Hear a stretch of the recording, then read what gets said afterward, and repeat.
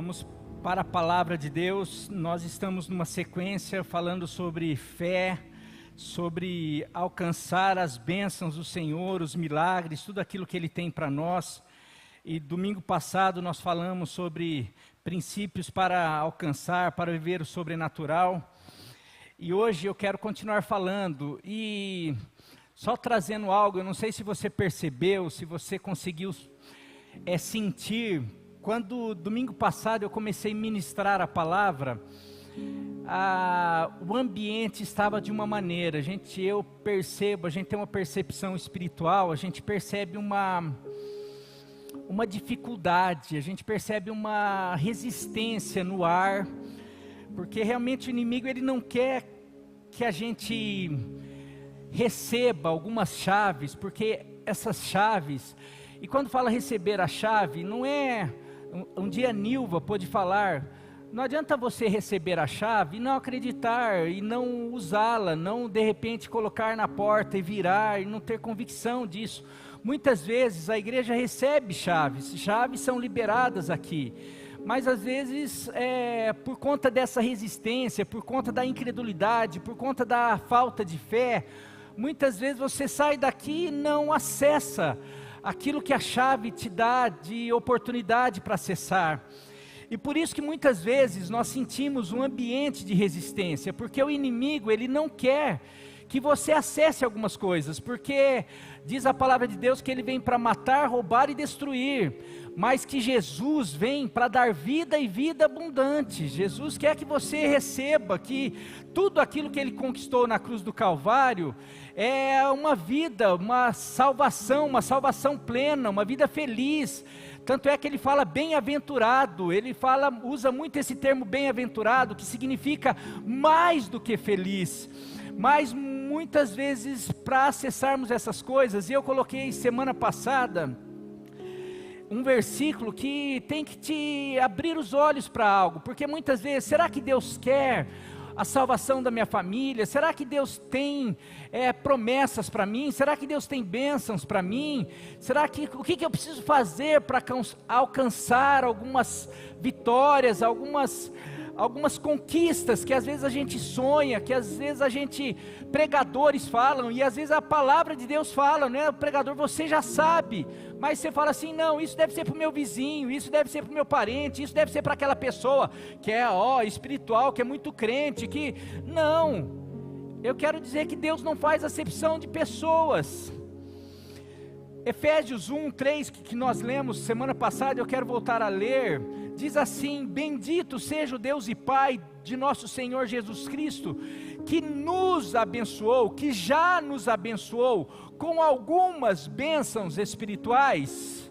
É assim o texto? Não, que já nos abençoou, que já fez tudo o que precisava fazer, que já nos abençoou com todas as sortes de bênçãos espirituais. Mas essas bênçãos espirituais não se encontram na tua casa, não está ainda no teu casamento, não está ainda aqui materializado nesse mundo físico, porque todas as bênçãos que já foram outorgadas na cruz do Calvário, elas se encontram nas regiões celestiais. E como que eu faço para receber? É através da fé, assim como você recebe a salvação. A salvação você não recebe porque você ora mais, porque você vai na igreja A, na igreja B, você não recebe porque você é bonzinho, ou porque você é o malzinho, não. A salvação, Efésios 2, 8 e 9 diz que pela graça sois salvos, pela graça nós somos salvos, por meio da fé. Nós somos salvos por causa do amor de Deus, por causa da graça, porque Deus amou o mundo de tal maneira, que deu seu Filho unigênito, para que todo aquele que nele crê, precisa ter fé, não morra, mas tenha vida eterna. A salvação é concedida por crermos em Jesus. Então até a salvação, que já foi outorgada, mas se encontra nas regiões celestiais. Como que eu faço para acessar? Uma pessoa precisa crer. Então, assim como a salvação, o milagre que você precisa, porque na cruz fala que Ele perdoou os nossos pecados, mas fala que na cruz Ele levou os nossos pecados, mas levou as nossas enfermidades. O castigo que nos traz a paz estava sobre Ele na cruz do Calvário. Então existe salvação para corpo, alma, libertação de espírito. Tudo aquilo que o homem precisa hoje já foi feito e realizado. Por isso que Jesus na cruz do Calvário pôde declarar: está consumado. O que significa isso? Está feito, eu fiz, eu realizei, eu completei a obra. Mas o povo de Deus aparece. Então por que a gente vive derrotado? A gente vive mendigando bênçãos. A gente vai nessa igreja, a gente vai na outra igreja, a gente muda, a gente desanima, a gente ora, a gente faz campanha e parece que a gente está sempre correndo atrás das bênçãos. Eu falo, é porque falta fé. É porque a gente na verdade não crê. Porque a gente hoje ouve algo da palavra de Deus, mas amanhã vê outra coisa. E os sentidos, aquilo que a gente se depara no trabalho, aquilo que a gente olha em relação aos nossos filhos, o nosso marido, em relação à sociedade, a tudo aquilo que nos cerca, os nossos olhos faz com que a nossa fé fique assim: ah, Deus falou, mas acho que não é para mim, porque eu não sou, porque o mundo está assim, porque o meu marido é assado, porque não sei o que. Peraí, Deus não falou para você basear a tua fé naquilo que você vê. Deus não falou, a fé não é baseada nas circunstâncias. A palavra de Deus fala para a gente não viver pelas circunstâncias, mas viver por fé. Agora essa fé é uma fé doida, é uma fé louca, é uma fé de sentimento, é aquela fé que muitos... pensamento positivo. Não tem nada a ver com isso. As bênçãos, as promessas, os milagres já foram conquistados e já estão liberados a nós, mas são acessados através da fé. Domingo passado nós vimos que é necessário crer, sonhar, confessar e perseverar pela fé na palavra de Deus para viver o sobrenatural. Hoje vamos ver onde a fé está fundamentada. A fé não é um sentimento. A fé não é um sentimento ou apenas um pensamento positivo. Por isso que hoje eu quero falar, o tema da palavra é fundamentos para uma fé sólida. A fé existe um fundamento para a nossa fé.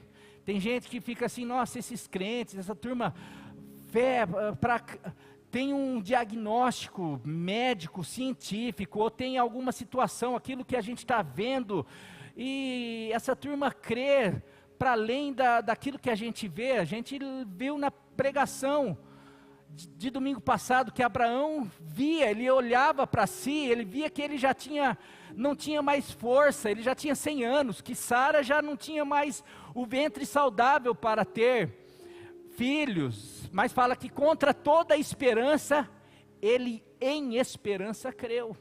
Mas ele creu baseado no quê? Quando um pastor vem aqui à frente e começa a desafiar a igreja, começar a crer, é baseado no quê? Naquilo que ele estudou, naquilo que ele sabe, naquilo que ele ouve, naquilo que a gente... E eu queria às vezes colocar para você hoje o porquê muitas vezes nós não cremos de verdade. E hoje eu queria que você saísse fundamentado, para que nunca mais você duvidasse. Pelo contrário, para que você cresce em todos os momentos, independente das circunstâncias, você saísse daqui. Porque lembra que eu falei, a gente está num processo, o processo para conquistar tudo aquilo que Deus tem.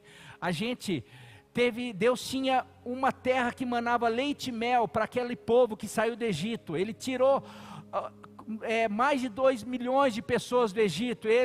Aquele povo que ficou 400 anos sendo escravos, ele falou: eu vou tirar vocês.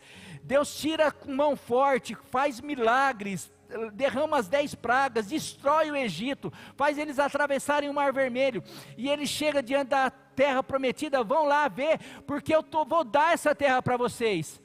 Mas fala que 10 espias, manda 12, 10 fala assim: tem gigante, tem muralha, é muito complicado, lá os exércitos devora quem entra lá, vamos lá. Mas espera aí, Deus não falou que estava dando aquela terra, porque aquele povo duvidou e não creu. Sabe o que aconteceu com aquele povo? Eles caíram no deserto, eles não experimentaram a promessa de Deus.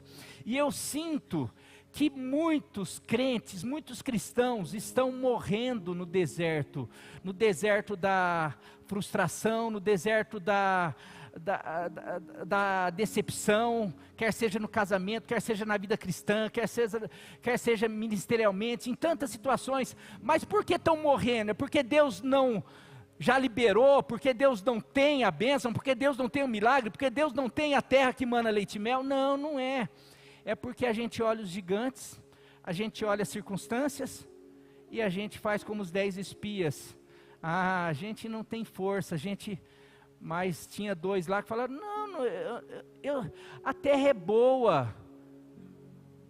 E aonde que esses 2 se basearam? Eles não falaram, não tem gigante, não tem muralha. Eles olharam, em vez deles olharem para os gigantes, eles olharam para o Deus. Se o nosso Deus se agradar de nós, o nosso Deus vai nos dar a terra, o nosso Deus vai nos fazer mais que vencedores. E muitas vezes é isso, nós não conseguimos vencer, porque nós estamos olhando mais para os inimigos, para as circunstâncias, do que para o nosso Deus. Fundamentos para uma fé sólida. Texto, Hebreus 11:1. Eu te desafio a ler essa semana toda, pelo menos, eu ia falar umas 3, 4 vezes por dia, mas se você quiser ler uma vez por dia essa semana, leia o capítulo 11 de Hebreus. Eu ia pregar sobre o capítulo 11, mas eu vou só usar 2 versículos, e depois, talvez numa próxima, eu vou falar sobre os heróis da fé. Mas hoje eu vou dar uma abertura, sobre essa questão da base para vocês. Hebreus 11:1 diz assim, eu vou ler em 3 versões aqui, para você ter uma noção e ter uma definição de fé. Hebreus 11:1 diz, na NVI, ora, a fé é a confiança daquilo que esperamos, e a certeza das coisas que não vemos. Na NVT diz assim, a fé mostra a realidade daquilo que esperamos. Ela nos dá convicção de coisas que não vemos. Mesmo não vendo, a fé gera convicção em nós. A fé, mesmo antes de receber, enquanto nós esperamos, mas a fé faz com que aquilo que esperamos se torne realidade.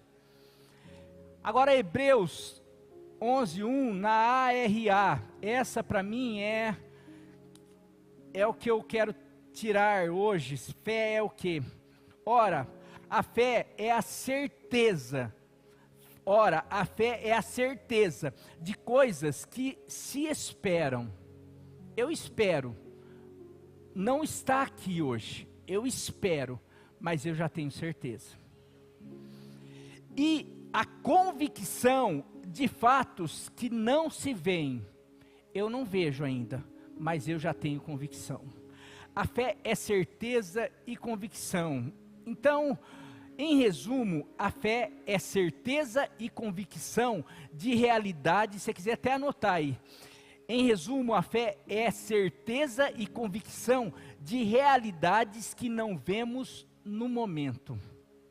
Fé é certeza e convicção de realidades que nós não vemos. Por exemplo, eu não vejo ainda o meu marido salvo. Eu não vejo ainda o meu filho nos caminhos do Senhor. Eu ainda não vejo a minha família sendo uma família extremamente feliz e abençoada. Ainda existe muita turbulência, existe muita briga. Eu não vejo ainda algumas coisas. No momento eu estou vivendo uma outra realidade, mas eu espero que Deus, porque a promessa dele é que eu e minha casa serviremos ao Senhor. Então eu espero, mesmo que hoje ainda eu não viva, mas eu espero, e se eu espero em fé, aquilo eu já espero com certeza e com convicção. E se eu espero com certeza e convicção, e se aquilo é uma fé verdadeira, eu já vivo tendo a convicção. Agora vamos um pouquinho mais. A palavra grega traduzida por fé, nesse texto, transmite o sentido de firme confiança. Por isso que a NVI fala confiança, firme confiança. Ela tem o sentido de firme confiança, convicção, mas também poderia ser traduzida como algo que eu achei fantástico: título de propriedade. A fé é um título de propriedade. Agora, o que um título de propriedade faz com a gente? Um título de propriedade é a evidência válida de que determinada propriedade pertence ao proprietário no qual está registrado. Lógico. Ou seja, vamos supor que a minha família salva fosse uma propriedade. Deus me faz uma promessa, que a minha família vai ser salva. Deus me faz uma promessa, que Ele levou sobre si os meus pecados, as minhas enfermidades. Ele me faz uma promessa de que Ele tem, que eu nele sou mais do que vencedor. Ele me faz promessa de que bem-aventurado aqueles que confiam nele, que os que confiam no Senhor são como um monte de Sião, que não se abalam por nada. Ele fala que aqueles que ouvem a sua palavra e as pratica, é como uma casa que é construída sobre a rocha. Pode vir vento, pode vir tempestade, pode passar por problema, mas nada vai abalar aquela casa. Se todas as promessas que são infinitas na palavra de Deus para mim e para você, fosse uma propriedade, a fé é o próprio Deus dando o documento. Isso daí é uma propriedade e eu assino para você. Você já é dono dessa propriedade. Ou seja, você já é dono dessa promessa. Mas o que eu faço com esse papel? Eu não estou vendo. Não, mas daqui um tempo você pode chegar e falar: essa propriedade é minha. Porque eu já tenho documento, já tenho assinado. Você pode reivindicar. Dá para entender o que é fé? Agora, isso é fantástico. A fé nas promessas de Deus é um título de propriedade assinado por quem? E daí a gente começa a perceber que a fé não é uma doideira, porque antigamente, hoje você, inclusive com o título de propriedade, você tem dificuldade de adquirir algumas coisas, porque hoje, infelizmente, até com justiça você tem dificuldade de conseguir algumas coisas. Mas na época, um tempo atrás, não precisava nem de documento, as coisas eram no fio do... Uma pessoa deu a palavra dele: não, você pode fazer aquilo lá, eu estou passando para você, vai ser teu. Tinha confiabilidade na palavra das pessoas, em assinatura, em aliança, em acordo. A palavra de Deus. E daí a gente começa a ver quem promete esse título de propriedade. Ele é fiel. Ele não é um homem para mentir. Então, quando nesse capítulo 11, você vai perceber, Abraão creu, Jacó creu, e daí vai começar uma lista de homens que viveram pela fé. Mas por que eles viveram? Porque eles renunciaram reinos, como Moisés renunciou. Porque José viveu tudo que viveu. Porque Abraão saiu da onde estava e foi para uma terra que ele nem conhecia. Porque Abraão, quando Deus pede o filho dele, ele entrega, porque ele tinha fé naquele que estava negociando com ele.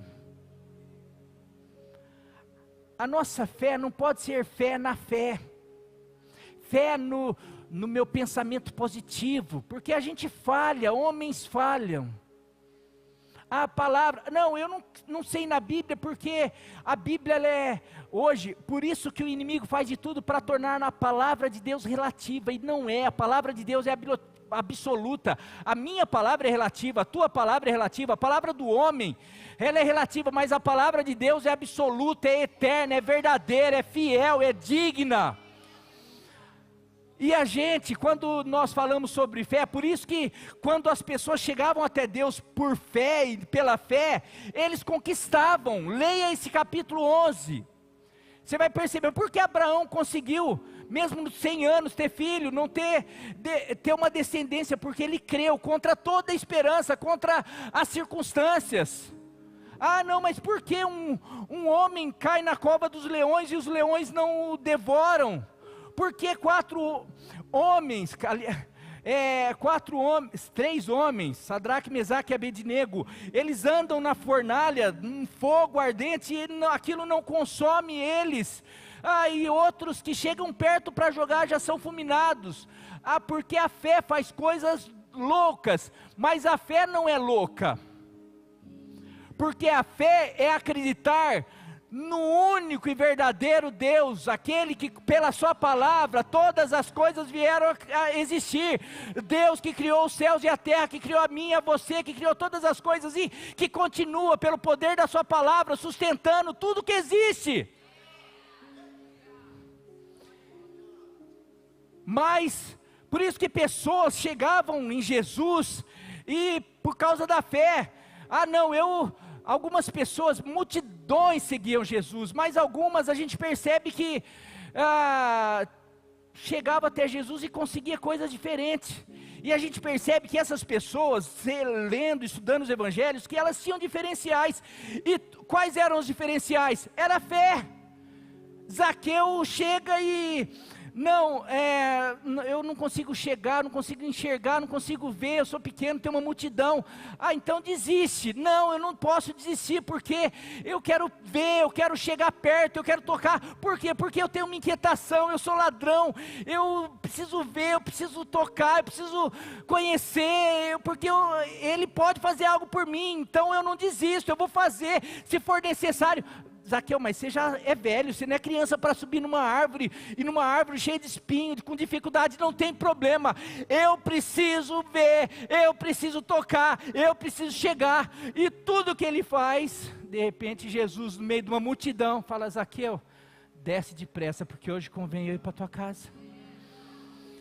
Uma mulher com fluxo de sangue há 12 anos, que já tinha perdido tudo que tinha, indo em médico, indo em tudo, indo em curandeiro, em tudo. De repente, no meio de uma multidão, ela enfrenta o risco de ser assassinada, o risco de tantas coisas, porque uma mulher naquele estado não podia sair em público, não podia tocar em ninguém. E ela vai escondida, vai tocando num, no outro, escondida, e até conseguir tocar Jesus, porque ela falava: se eu tão somente tocar, não em Jesus, se eu tão somente tocar nas vestes dele, eu serei curada. E a gente percebe que Jesus nem viu ela. Jesus está lá andando e de repente ele, sentiu que dele saiu o poder. E daí ele fala: alguém tocou em mim. E os discípulos falam: como assim, Jesus? Todo mundo toca no Senhor. Ele fala: alguém tocou em mim diferente. O que ele estava querendo dizer? Não, alguém tocou em mim com fé. Alguém recebeu, alguém vai receber essas palavras com fé. Alguém vem aqui na igreja, tem vindo aqui, tem recebido palavras. E eu dei testemunho aqui dei testemunho de uma pessoa, de uma mulher que estava no culto da fogueira e pegou uma palavra. Olha, aqui tem gente precisando, Deus está falando que vai ter gente que não pode ter filho, vai ter filho, e tem no mês da família, a gente vê pessoas que entram aqui e estão tendo famílias transformadas, e são tantos testemunhos, e às vezes você fala assim: cara, eu estou na igreja faz 50 anos e parece que nada acontece. Por que será? Talvez você seja essa multidão que está todo dia tocando em Jesus, mas não toca com fé. O que muda a nossa história é a fé, o que a fé faz. Mas para isso a gente precisa entender que fé não é esforço, fé não é... não, então agora o pastor falou, eu vou ficar lá. Não, eu tenho fé, Deus, não. O que levava essas pessoas, o que levava esse monte de herói do capítulo 11, que você pode ler depois, é o seguinte: é ter a noção de quem é Deus, de quem é o que fala: olha, se você crê, a tua fé é igual a um título de propriedade. Se você crê, você traz esse título de propriedade para mim, e eu assino. Como que eu assino? Dizendo amém. Vocês lembram do amém, domingo passado? Se você não ouviu a palavra domingo passado, eu convido você a ver. 2 Coríntios 1:20 diz assim, na NAA, por favor. Porque todas as promessas de Deus, todas quantas promessas de Deus, tem nele, se referindo a Jesus, o sim. Por isso também, por meio dele, se diz o amém, para a glória de Deus por meio de nós.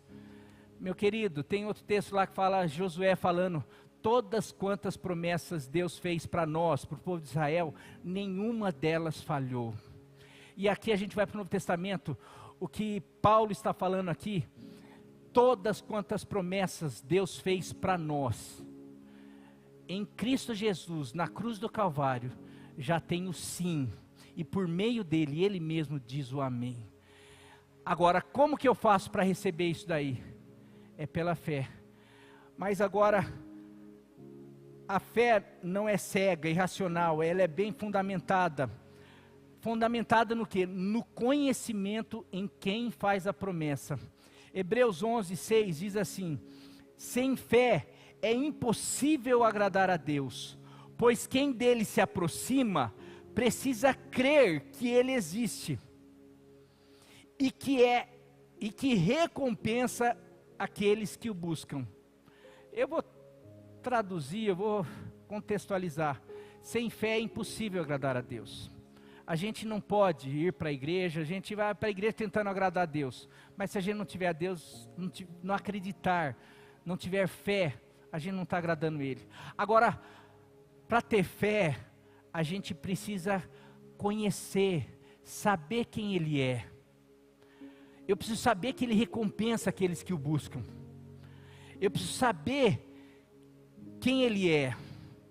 E quando eu falo, o fundamento da fé é o próprio Deus.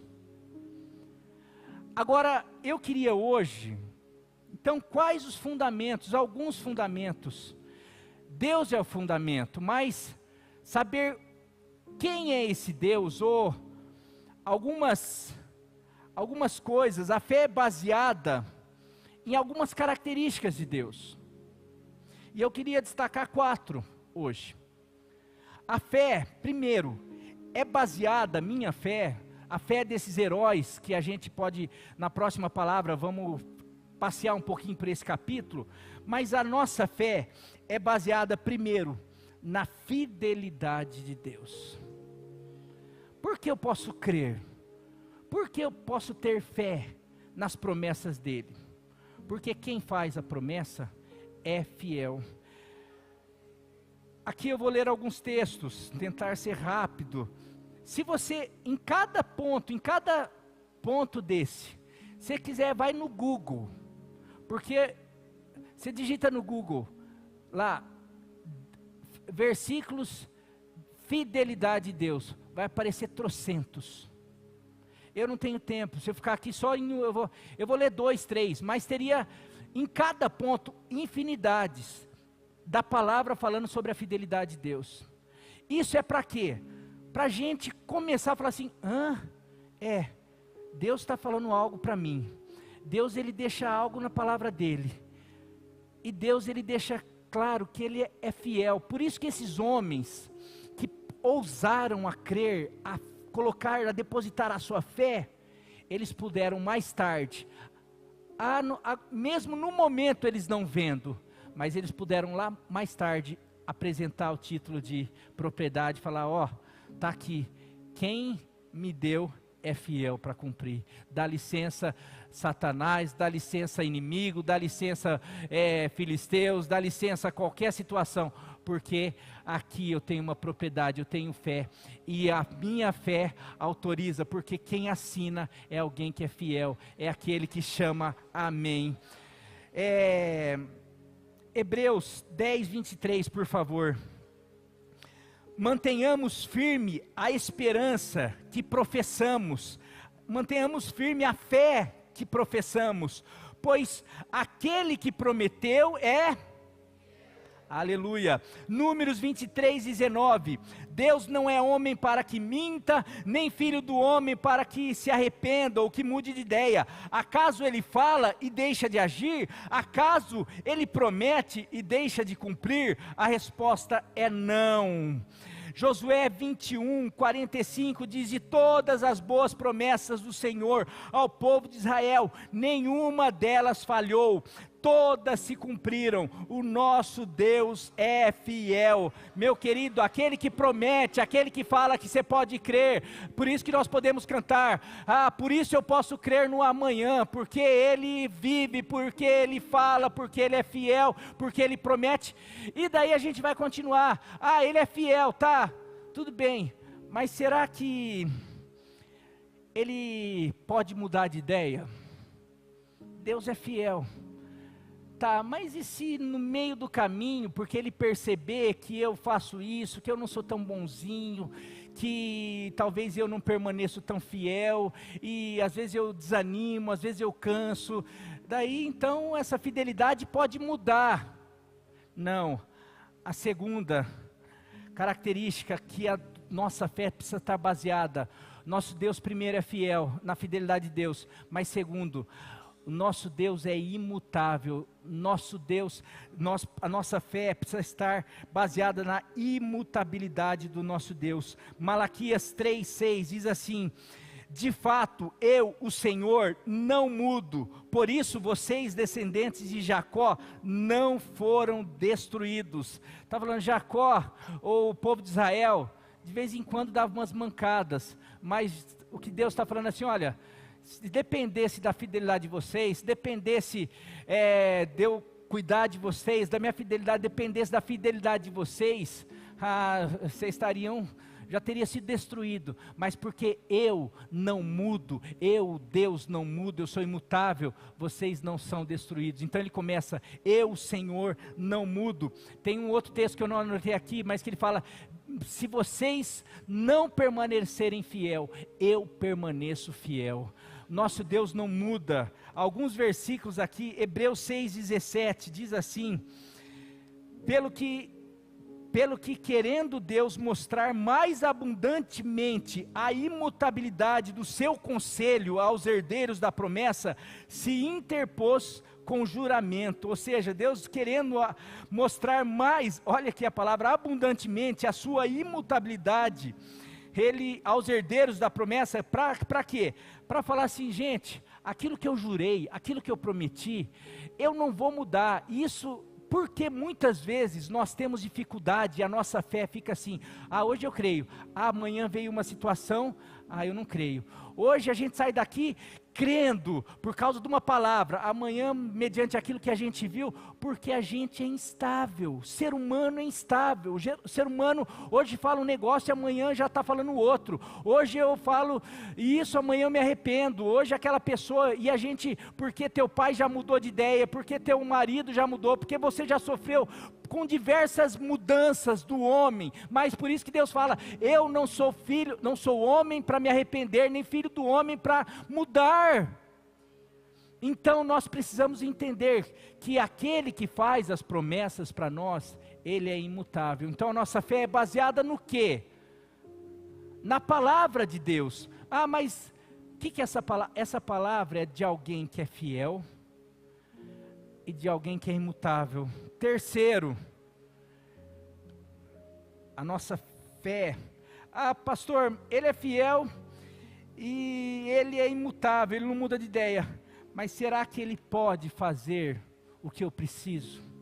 Será que ele pode realizar? Porque, pastor, eu estou com uma situação na minha vida que, eu sei que Deus é fiel, eu sei que não sei o que, mas eu quero terceiro, nossa fé precisa ser baseada que o nosso Deus, Ele tem todo o poder, tem que ser baseada no poder de Deus. O nosso Deus, Ele é todo poderoso, aquele que promete, Ele é poderoso. Efésios 3:20 diz assim, ora, aquele que é poderoso para fazer infinitamente mais, Ele é poderoso não para fazer o que você pede, mas Ele é poderoso para fazer infinitamente mais do que tudo quanto pedimos ou pensamos, conforme o seu poder que opera em nós. Aleluia. Meu querido, esse texto, e se você aprendeu domingo passado, depois de um texto desse, o mínimo que você tinha que ter falado era um amém, porque esse Deus é poderoso para fazer infinitamente mais do que tudo que você pede, do que tudo que você pensa, conforme o poder dele que opera em você, que opera em mim. Amém, porque assim seja. Que eu tenho pedido algumas coisas para Deus, eu tenho pensado em algumas coisas, mas quando eu ouço que o meu Deus é fiel, que o meu Deus é imutável, mas que além de tudo isso, Ele é poderoso para fazer infinitamente mais do que tudo que eu tenho pedido. Meu querido, eu me torno cada vez mais cheio de fé, de esperança, eu fico, tudo aquilo que ele fala, tudo aquilo que ele falava para aquele menino que falava assim, não, eu nunca vou ser pastor, eu nunca vou conseguir, e hoje já tenho visto, já tenho experimentado, eu falo, sabe por quê? Porque o nosso Deus, Ele é poderoso para fazer infinitamente mais. Aleluia! Você pode aplaudir o Senhor?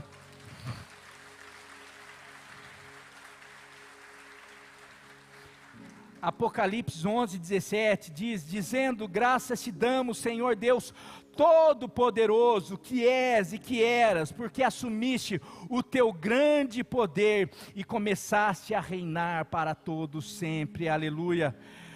Meu querido, Romanos 8:31 diz, que diremos pois diante dessas coisas? Se Deus é por nós, quem será contra nós? Esse nosso Deus é poderoso. Isaías 43:13 diz assim, ainda antes que houvesse dia, eu sou, e não há quem possa livrar alguém das minhas mãos, agindo eu, quem impedirá? Meu querido, eu sei que é aquilo que eu falo, porque eu tenho pregado isso, porque eu tenho sentido que a gente tem vivido muito aquém, e quando eu falo a gente, o povo de Deus, eu tenho visto o povo de Deus cabisbaixo, eu tenho visto o povo de Deus parecendo galinha da Angola, estou fraco, estou desanimado, estou cansado, não consigo, meu filho está com isso, não sei o que. Cara, a gente está muito parecido com os 10 espias, o gigante, a muralha, a gente isso, a gente foi para a igreja, piorou tudo, porque agora começou a perseguição, não sei o que e tal, peraí. Está faltando a ousadia de Davi, a fé de Davi, de olhar aqui os gigantes e falar, quem és tu, Golias, para afrontar o exército do Deus vivo? Sabe, a gente precisa começar a realmente exercer a fé que nós temos, a fé, porque a nossa fé não é baseada, que eu falei, às vezes a gente tem medo, porque eu não sei, a nossa fé é baseada no que o pastor fala? Não, se fosse baseada no que o pastor fala, por isso que eu estou falando, vai no Google, digita a palavra de Deus. A nossa fé é baseada nesse Deus imutável, fiel e todo-poderoso. Mas, além dele ser fiel, além dele ser imutável, além dele ser todo-poderoso, e aqui vai, para encerrar com isso, porque às vezes a gente fica, eu sei que ele é fiel, eu sei que ele é todo-poderoso, eu sei que ele é imutável, mas será que ele quer isso para mim? Será que é isso que ele tem para mim? E daí eu quero a última base, o último fundamento da nossa fé, da característica de Deus, é basear que o nosso Deus, Ele é fiel, Ele é imutável, Ele é poderoso, mas o nosso Deus é amoroso, é no amor. A minha fé é baseada no tanto que Ele me ama, no tanto que Ele me ama. Então, se Ele é fiel, se Ele não muda, se Ele é todo poderoso, e se Ele me ama, por que eu vou duvidar? Porque eu não vou crer que realmente tudo aquilo que Ele prometeu, Ele vai fazer pegadinha comigo? E daí eu quero ler alguns textos, começar com esse, João 3,16, que eu já li aqui, porque Deus amou a humanidade de tal maneira, os homens de tal maneira, que deu o seu único filho, para que todo aquele que nele crê, Ele deu para sacrificar, Ele deu para que o filho dele pudesse morrer, para que todo aquele que nele crê, para que todo aquele que cresce no seu filho, não perecesse eternamente, não morresse, mas ganhasse, adquirisse o privilégio de ser também, se tornasse filhos, se tornasse feito filho de Deus, ganhasse a salvação e uma salvação plena, uma vida eterna plena, que não tem a ver só com a vida eterna, mas com a vida aqui, uma vida abundante aqui. Fala que Deus amou, daí você vai mais, nossa, mas tem amor maior. Olha só, Romanos 5:8 diz assim: mas Deus prova o seu amor, o seu próprio amor para conosco, pelo fato de ter Cristo morrido por nós, sendo nós ainda pecadores. Deus não esperou você ir para a igreja para te amar, Deus não esperou você acreditar nele, Deus não esperou você ter fé, Deus não esperou você se tornar bonzinho. Deus te amou do jeito que você é. Ele nos ama do jeito que nós somos. Ele ama a humanidade. E Ele ama a gente, Ele quer o melhor para nós. Por isso que eu toda vez, quando eu comecei a entender o amor, minha vida espiritual mudou. E aqui as pessoas que tiveram filhos agora estão tendo. A vida muda depois da paternidade, da maternidade. A gente começa a entender muita coisa, mas principalmente a vida espiritual. Porque a gente começa a entender o amor de Deus. Porque depois que você tem filho, você entende o que é amor. Você não entende antes, tua mãe, teu pai quase morrendo por você. Você vai ali, põe blusa. Nossa, mas está calor. Não, mas a preocupação de você passar frio, de você passar alguma dificuldade, não vai ali porque é perigoso. O pai quer proteger, a mãe quer, se pudesse colocar o filho numa bolha, colocava. Tem gente que coloca, mas tem outros que só queria, faz de tudo. E cada vez mais você, que bobeira. Depois que você tem, você fica assim. Eu lembro quando minha filha era pequena, eu acordava para ver se ela estava respirando. E isso durou até hoje. De vez em quando eu vou lá, agora eu vejo ela e o neto, né? Tá assim. A gente fica. Você quer tudo, você fica preocupado. Será que não faz isso? Não. E daí vem Jesus falando algo para mim que isso, toda vez que eu me sinto numa situação difícil, eu lembro que eu tenho um Deus que me ama e que está lá, que Jesus fala assim, Mateus 7, 9, ou de 11, Mateus 7, versículo 11, se eu não me engano, versículo 9, qual homem do meio de vocês, se o filho pedir pão, lhe dará uma pedra, ou se pedir peixe, lhe dará uma cobra? Portanto, se vocês, apesar de serem maus, sabem dar boas coisas aos seus filhos, quanto mais o Pai que está nos céus dará coisas boas ao que lhe pedirem. Esse texto fala assim, Jesus falando para os seus discípulos, falando, gente, se você que é um pai mau, eu acho que eu sou um bom pai, mas Jesus fala que eu sou um pai mau. A gente, o melhor pai, nós somos chamados de pais maus. Ele fala assim, mas vocês sendo pais maus, vocês querem fazer o melhor para o filho de vocês, quanto mais o Pai que está nos céus. Sabe, Deus, Ele quer o melhor. Você acha que Deus se agrada de ver você vivendo uma vida atribulada, sem paz, sem alegria, uma vida conturbada, uma vida sem alegria, uma vida passando dificuldades na família, com um monte de situação? Às vezes é o inimigo que entrou, que te conduziu a alguns erros e consequências de erros, pecado, tudo isso que a gente vive.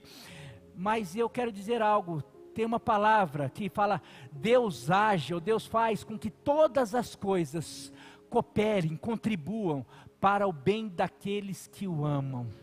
Quando a gente consegue entender o amor do Pai, quando a gente começa também o amar, porque Paulo fala, o amor de Cristo, o amor de Deus me constrange. Por isso que Paulo entregou a vida. Quando nós entregamos a nossa vida ao Pai, Ele começa inclusive a usar tudo essas coisas ruins, e Ele começa a consertar a nossa vida, Ele começa a fazer, e Ele começa inclusive a falar, agora se você crê em mim, eu digo que rios de água viva vão fluir do teu interior. mas antigamente eu precisava de ter 5 homens para satisfazer. Não, agora, porque você me conhece, agora você vai provar do meu amor, e agora você vai viver as minhas promessas, você vai ter uma família feliz, e você vai ter um rio de água viva que vai dar satisfação, você vai ser preenchida, e todas as demais coisas vão ser acrescentadas. Sabe, meu querido, eu sinto sim que Deus quer mudar a história dessa igreja. Eu sinto que Deus quer mudar a história de famílias aqui. Eu já vejo relampejos. Eu converso com um, converso com o outro, e cada vez que eu falo testemunho, cada vez mais chega testemunho, e isso vai fortalecendo a minha fé, mas a fé naquilo que vocês estão recebendo e vivendo, porque a minha fé, eu já tenho vivido dia após dia, porque a minha fé é baseada em tudo isso. E o que eu quero passar para vocês é isso, é que para nós vivermos o sobrenatural, eu não preciso, não, agora vem aqui que o pastor vai orar e eu vou sentir arrepio e vai acontecer. Não é baseada no arrepio, numa oração, é baseada na fidelidade, na imutabilidade, no poder de Deus e no amor dEle. Ele quer fazer, Ele quer que você viva todo o bem dEle, Ele quer que você viva tudo que Ele conquistou na cruz do Calvário. Você acha que Ele veio, Ele se deu para você viver uma vida miserável? E na palavra, pastor, você está falando sobre o quê? Eu estou falando sobre vida abundante, é o que Ele veio trazer. Fala que o inimigo veio para fazer um monte de coisa, mas para isso se manifestou o Filho de Deus, para desfazer as obras do inimigo, do maligno. O diabo está tentando destruir famílias, mas para isso se manifestou o Filho de Deus, para desfazer as obras do maligno.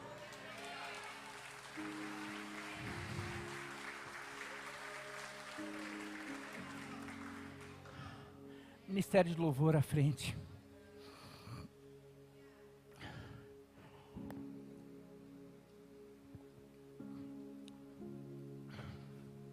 A fé, talvez você sempre, quando a gente fala sobre fé, a gente pensa em energia, a gente pensa em pensamento. Não, hoje, a partir de hoje, fé é certeza, é convicção, mas baseada no quê? Baseada na fidelidade de Deus, é baseada na palavra dEle. A fé vem pelo ouvir, e ouvir a pregação, a palavra dEle, a palavra de Deus. Mas às vezes você ouve a palavra dEle e fica assim, mas será que é? Por isso que a palavra dEle é verdadeira, é fiel, é digna.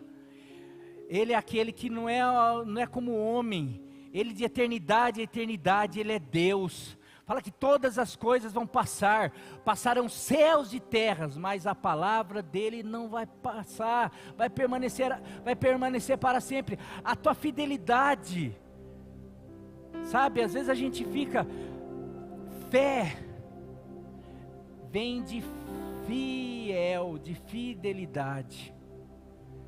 Tem muita gente que não tem fé, ou pensa que tem fé, mas na verdade não tem fé, porque não é fiel.